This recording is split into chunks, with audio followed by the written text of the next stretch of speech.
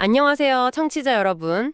상속 문제, 생각만 해도 좀 복잡하죠. 네, 그렇죠. 재산만 오는 게 아니라 빚도 같이 오니까요. 맞아요. 특히 그 빚 중에서도 세금이랑 그냥 일반 빚, 이게 법적으로 다르게 취급된다는 얘기가 있더라고요. 혹시 알고 계셨나요? 아, 네. 그게 아주 중요한 차이점입니다. 그래서 오늘은요, 파산 관제인 홍현필 변호사님의 설명을 저희가 좀 바탕으로 해서 이 복잡한 상속 채무, 특히 세금하고 일반 빚이 어떻게 다른지, 또 이게 상속 재산 파산 절차랑은 어떻게 연결되는지 좀 명쾌하게 파헤쳐 보려고 합니다. 네. 핵심만 딱딱 짚어보겠습니다. 자, 그럼 바로 들어가 보죠.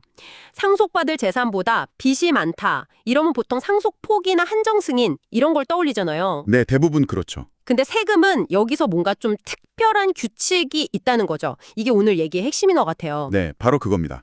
세금, 그러니까 뭐 국세든 지방세든 이런 조세 채무는요. 일반 빚, 민사 채무하고는 승계되는 방식 자체가 아예 달라요. 아, 완전히요. 네, 국세 기본법 같은 걸 보면요. 조세 채무는 상속인이 물려받은 재산 있잖아요. 딱 그 재산의 가치 한도 내에서만 책임을 지게 돼 있어요. 그건 한정 승인이랑 비슷한 거 아닌가요? 아, 근데 여기서 진짜 놀라운 지점이 있는데요.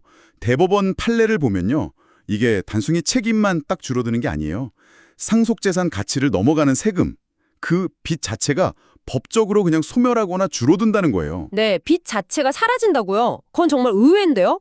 예를 좀 들어주실 수 있을까요? 그럼요.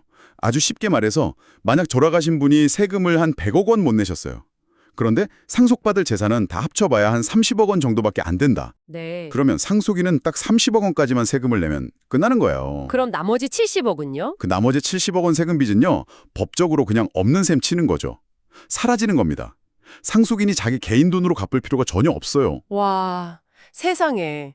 그럼 민법에서 말하는 한정 승인 있잖아요. 예. 그거랑은 어떻게 다른 거죠?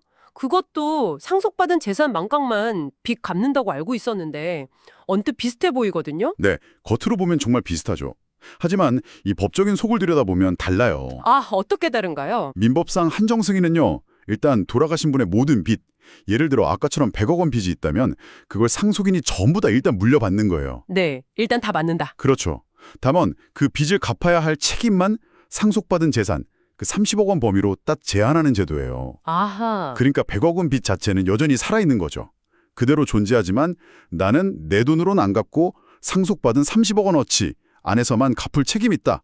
이렇게 선언하는 거예요. 그렇군요. 네, 세금처럼 빚 자체가 막 줄어드는 거랑은 법리적으로 분명히 차이가 있는 거죠. 그리고 이게 뭐 실제 소송 같은 데 가면 다른 결과를 날 수도 있습니다. 아하, 그렇군요. 법적으로는 책임만 제한되느냐, 아니면 채무 자체가 소멸하거나 줄어드느냐, 이게 실무적으로도 중요한 차이를 만들 수 있다. 이런 말씀이시네요. 맞습니다. 그런데 좀 흥미로운 게 이런 법리 때문에 오히려 채권자들이 상속재산 파산 신청을 하는 경우가 있다고요. 국세청 같은 곳에서요. 네, 그럴 수 있습니다. 특히 국세청 같은 조세 채권자 입장에서 한번 생각해 보세요. 상속인이 누군지 잘 모르겠다거나 아니면 상속인들이 전부 다 상속을 포기해버렸다. 이러면 세금 걷기가 아주 막막해지잖아요. 그렇죠. 받을 사람이 없으니까. 네, 그럴 때 법원에다가 상속재산 그 자체에 대한 파산을 신청하는 거예요. 그러면 법원이 재산관리인, 그러니까 파산관제인을 선임해서 그 사람이 체계적으로 재산을 정리하고 거기서 세금을 받아가도록 하는 거죠. 일반 채권자들도 마찬가지 방법을 쓸 수 있고요. 아, 그래서 파산관제인이 상속재산을 관리하게 되는 거군요. 네. 그런데 듣기로는 최근에 이 파산 관제인이 활동하기가 더 수월해졌다고 하던데요. 이게 또 왜 중요한 변화일까요? 네, 아주 중요한 개선이 있었습니다. 예전에는요, 파산관제인이 상속재산, 뭐 특히 부동산 같은 거 팔아서 채권자들한테 나눠주려고 할 때 좀 공신력 있는 매각 시스템인 캠코, 한국자산관리공사 아시죠? 네, 알죠. 온비드. 네, 그 캠코의 공매 시스템을 이용하기가 좀 까다로웠어요. 주로 세금 체납 때문에 압류된 재산이 아니면 잘 안 받아줬거든요. 아, 그랬군요. 근데 이제는 달라졌다는 거죠? 맞습니다. 제도가 개선돼서요. 이제는 파산 관제인도 상속재산 파산 절차에서 관리하게 된 부동산이나 뭐 비상장 주식 같은 것들을 캠코의 온비드 시스템을 통해서 팔 수 있게 됐습니다. 오, 그럼 뭐가 좋아지는 건가요? 온비드는 아시다시피 이용자가 일반 법원 경매 사이트보다 훨씬 많거든요.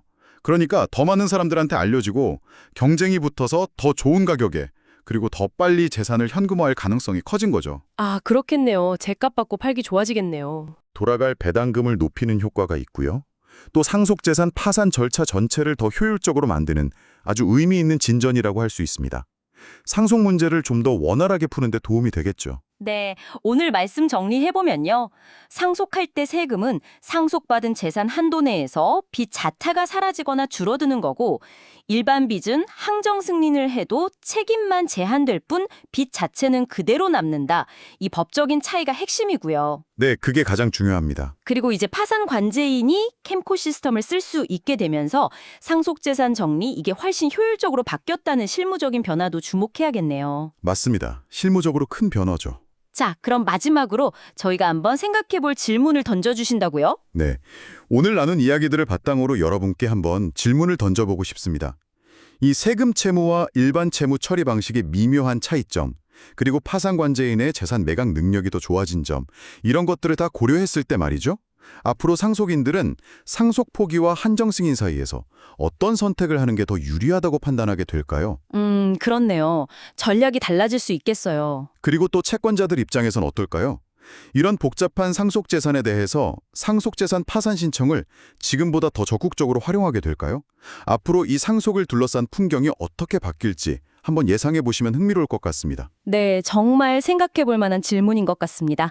오늘 말씀 감사합니다. 네, 감사합니다.